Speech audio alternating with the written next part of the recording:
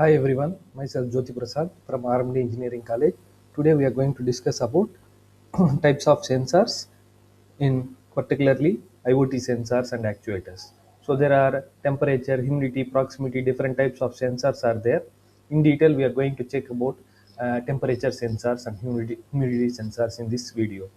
So the type of sensors coming to this topic, IoT has transformed industries by creating interconnected devices network.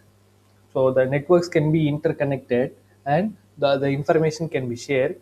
So we can get the data by sensing through the sensors. So that the environment will be sensed by sensors like temperature, humidity, and many parameters, and they can be controlled from a remote location somewhere else in the world. So for wearable health trackers also, from the basic applications like wearable health trackers to very complex industrial systems, so the IoT sensors are using. So as a core of ecosystem, so these components will gather the data and enable the function intelligently. Based upon the data, we can take the decision. So whenever we are explaining this point with respect to application, we will get understood very well. So what are the IoT sensors? So what these sensors will do? So IoT sensors are hardware components purely. They will detect changes in temperatures or changes in environment. So changes in environment means in the environment the temperature may change, humidity may change, so many factors may change.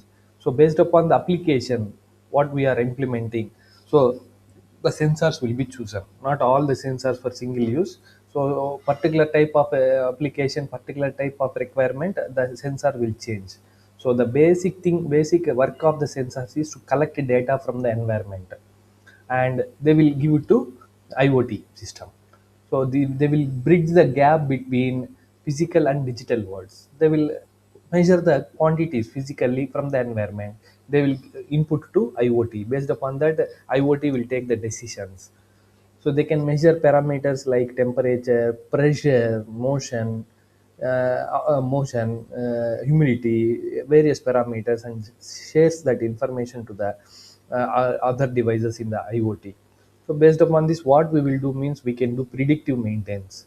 So this will gives a scope to maintain predictive maintenance. What will be the next day temperature in the subsequent 3 hours, 4 hours, subsequent dates, 1 day, 2 day, 3 days. So it will give data driven insights. If we have past 1 week data or past 10 days data, based upon that data, so the insights will be given in future. So that is called data driven insights. So which will be possible in the IoT solutions. So first one, temperature sensor, we will have a look. Temperature sensors is essential components in both IoT and robotics. So whenever we are implementing with this temperature sensor, they will convert the measurements. Measurements means they will sense the temperature from the environment. That will be converted into electrical signals, which will facilitate real-time data acquisition. So the time data we are acquisition and control. So we are gathering the data and based upon that we are taking in action. If the temperature is high, the fan will be on, the AC will be on wherever home appliances or any industrial purpose, anything. The primary types of temperature sensor are thermocouples, RTDs, resistance temperature detectors, thermistors, and also semiconductor based ICs. So these are the four things. Many more are there. These are the four things we are using here. Thermocouples. Thermocouple consists of two dissimilar metals joined at one end. If we show the picture in the next slide, it will come to understand very well. So they are widely used in broad temperature range. So they don't need any excitation. So here, the thermocouples temperature sensor most widely used in industrial, automotive, and everyday applications in your home. So as they are self-powered, they don't require no excitation, like I said. So they will have quick response times. So they can operate over wide temperature from minus 200 degrees centigrade to 2000 degrees centigrade. So how they will form the two metal junctions? So thermocouples are made by joining two dissimilar metal wires. So different type of metal wires we will join electrically bonded at 2 points. So one point will act as hot junction, Another point will act as a cold junction. Cold junction. So the varying voltage between the two metals mirrors proportional changes in temperature. So the difference between those two type of metals gives a generate a voltage. The voltage between the two metals is called Seebeck effect. Seebeck effect. So this is a thermocouple what we are showing in the picture. So it will have both parts have the same temperature. The potential difference is zero. So we are connecting two metals. So if they have same temperatures, the difference is zero. So like that it will work. The most common thermocouple sensor is K type. So it is also available with another notations also. So the second type of thermocouples temperature sensors is RTD, resistance temperature detectors. RTDs operate based on the principle which is electrical resistance changes predictably with temperature.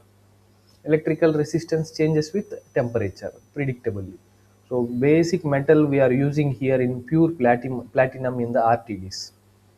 They are commonly used IoT devices for stable readings and repeatable responses. So where we need repeatably used sensor, then RTD is the preferable one. So RTDs also require an excitation current to flow through meter and calculate resistance. It needs excitation, unlike the previous one. So this is the thermocouple, the resistance RTD, resistance temperature detector.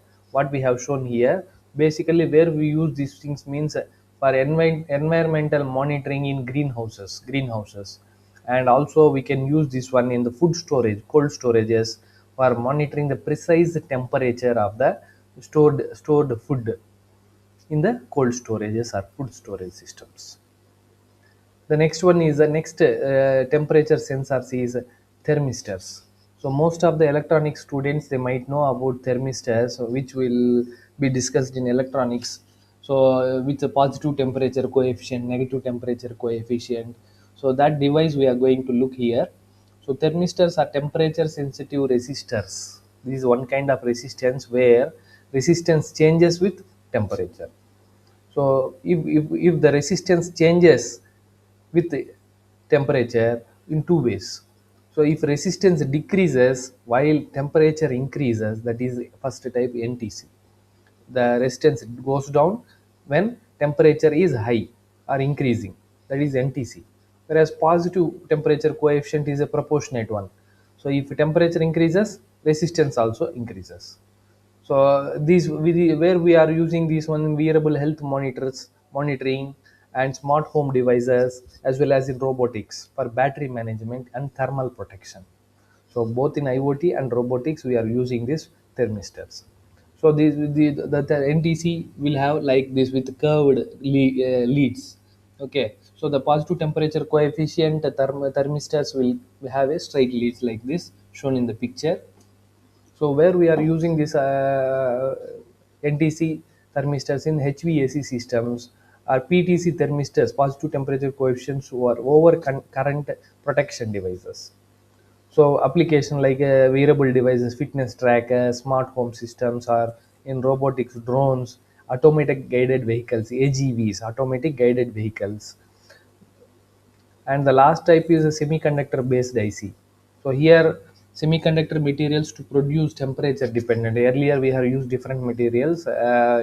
Platinum also we have used in one type of device. Here semiconductor materials are used to produce temperature dependent voltage and current. So which is a cost effective one, and this will be suitable for integration into IoT devices or as well as robotic systems, where we have space is a consideration or power is a consideration. So it is a small cost effective one, limited temperature minus 55 to 150 degrees nominal, and this will have simple integration with SPI interfaces, I2C interfaces.